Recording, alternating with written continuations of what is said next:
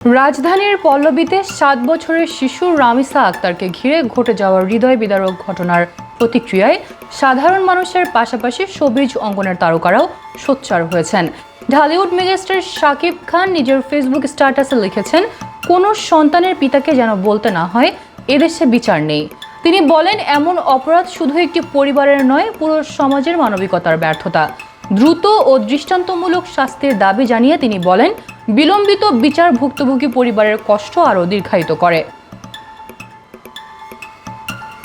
অভিনেত্রী অপু বিশ্বাস এই ঘটনার পর একজন মা হিসেবে গভীরভাবে ভেঙে পড়েছেন বলে জানান।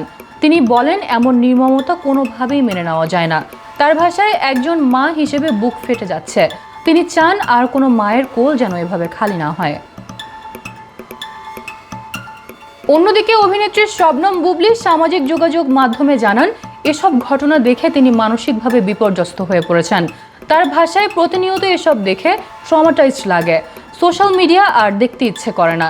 তিনি বলেন, প্রতিটি ঘটনার পর কিছুদিন প্রতিবাদ চলে, তারপর সবাই ভুলে যায়, কিন্তু ভুক্তভোগী পরিবার আজীবন সেই যন্ত্রণা বয়ে বেড়ায়।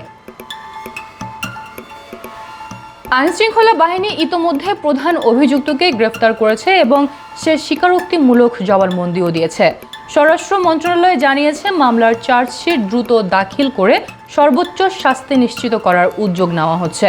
এদিকে রামিসার ঘিরে সামাজিক মাধ্যমে তীব্র প্রতিবাদ অব্যাহত রয়েছে।